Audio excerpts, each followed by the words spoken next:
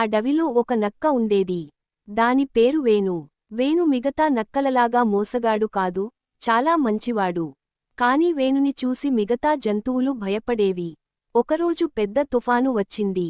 గాలి, వాన చాలా ఎక్కువగా ఉన్నాయి. నది పొంగి పొర్లింది.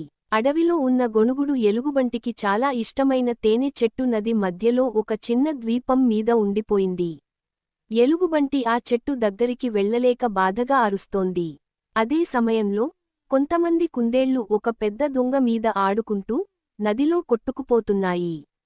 అవి భయంతో ఏడుస్తున్నాయి. వేణు నది ఒడ్డున నిలబడి ఇదంతా చూశాడు. ఎలుగుబంటి బాధ, కుందేళ్ల భయం చూసి వేణుకి చాలా జాలి వేసింది. వేణు వెంటనే ఒక పొడవైన తీగను తీసుకుని తన తోకకు గట్టిగా కట్టుకున్నాడు. ఆ తరువాత ఆ తీగను ఎలుగుబంటి దగ్గరికి విసిరాడు. ఈ తీగను పట్టుకో, ఎలుగుబంటి మామా! అని వేణు గట్టిగా అరిచాడు. ఎలుగుబంటి ఆశ్చర్యంగా చూసి ఆ తీగను పట్టుకుంది.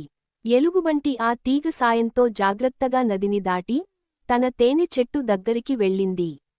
తరువాత వేణు కుందేళ్లు ఉన్న దొంగను తన తోకతో పట్టుకుని ఒడ్డుకు చేర్చాడు. అడవిలో ఉన్న మిగతా జంతువులు ఇదంతా చూసి ఆశ్చర్యపోయాయి. వేణు మోసగాడు కాదు, చాలా మంచివాడు అని అందరూ అనుకున్నారు. ఎలుగుబంటి వేణుకి కృతజ్ఞతలు చెప్పింది. కుందేళ్లు వేణుని ప్రేమగా కౌగిలించుకున్నాయి. ఆ రోజు నుంచి వేణు అడవిలో అందరికీ మంచి స్నేహితుడు అయ్యాడు.